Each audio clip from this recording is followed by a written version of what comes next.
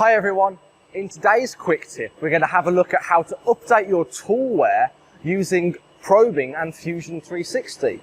So before we get into it, what is toolware? Well, as we use tools, they wear in two ways normally. The first one is the physical size of the tool wears and gets smaller. The next one is as the tool wears, the cutting edge becomes blunt. It then becomes less efficient at cutting the material and you get more deflection. This is where the tool is pushing away as it's cutting. This is reducing the effective size of the tool rather than the actual size of the tool, but they're both compensated for tool wear. Thankfully, machines have a really good tool called cutter compensation, and this is used to counteract this wear. Let's have a quick look at the controller, see where these values live and what they look like. So, on our controller we have a tool table. This is a list of all the tools and their geometry. So what we've got here is we've got the length of the tool and then the wear of that length. So if the length is slightly longer or shorter than the nominal length of our tool. The same with geometry. We've got the diameter and then the wear. So this is the nominal diameter of the tool. So for a 6mm end mill, that would be 6mm. And then we've got the wear as well. So any minor adjustments that are occurring on that tool. Now there are two ways of doing this. One is to have the geometry stay as 10 and put the wear in the wear column. And then the other method is to actually update the geometry value itself. So it would either become 10.05 or 9.95 if you were to add or minus a value from there. That's two ways of using cutter compensation. So now we know what the machine's doing, let's have a quick jump into Fusion 360 and see how we actually program this. Here we can see our Fusion project with all of our toolpaths in.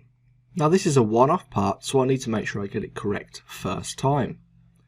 You can see here that I've split up my semi-finishing and finishing pass into two operations, and I'm going to put a toolware update in between the two of these. If we take a look at our semi-finishing, we'll see that our cutter compensation type is set to in control, and for added accuracy I've also made sure that my finishing step over is the same as my stock to leave. This will make sure that our deflection is representative of the finishing cut.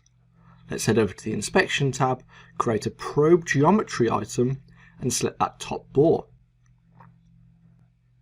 I'm now going to enable the out of position and wrong size actions that will cause alarms on the machine if they're out of tolerance, and then update the toolware. We need to select a reference operation. This is normally the machining operation that has just machined that feature. It's going to get the tool number, stock to leave and some other important information from that reference. Next, I'm going to set the minimum update threshold. This is a brilliant function that stops the toolware being updated on the controller for every micron of deviation found. As a rule of thumb, I normally use about 10% of my tolerance here. And finally, print results is going to enable me to import the results back into Fusion for a graphical representation. Let's drag that to just underneath the semi-finishing pass, and let's do exactly the same again, but this time we're going to use a different strategy and update the length. Let's dynamically move the arrow to where we would like it to take the point, and again select the actions and our reference operation as before. What we can see here now is two operations being used, one to update the tool's radius using a bore measurement cycle, and the other to update the length using a single surface measurement cycle. As we said before, this is a one-off part, so I'm going to do a final check here. I'm not going to update the toolware, but I'm just going to do the out of position and the wrong size check to make sure that everything has been done correctly. So we've got our semi-finishing pass here now. This is going to give us our baseline where we're going to update from. We're going to probe the radius and the length, update the toolware, and then do our finishing passes. And finally, a check to make sure that everything is correct. So let's head over to our machine tool and see what this actually looks like in action. we're now going to probe that top bore.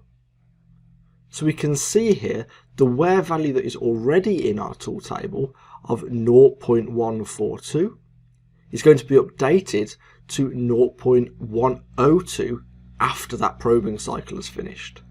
Let's finish off our part and hopefully everything's worked correctly. So for my one-off production part, I had that top semi-finishing pass that was going to give me the baseline where I would update from. I then probed the radius and the length. Once these updates happen, I finish off all my machining passes and then do a final inspection on my part to make sure it's been made to specifications. For repeat production, I'm going to combine the semi-finishing and finishing pass before into one finishing pass now. I'm then going to do the finishing machining operations, and then finally at the end I'm going to probe our part in both length and radius. I'm going to see if the tool wear needs any fine tuning, but also I'm going to do a check to make sure that our part is still correct to specification. So I like to think of this as improving the quality of the next component while still ensuring this component is correct to specifications.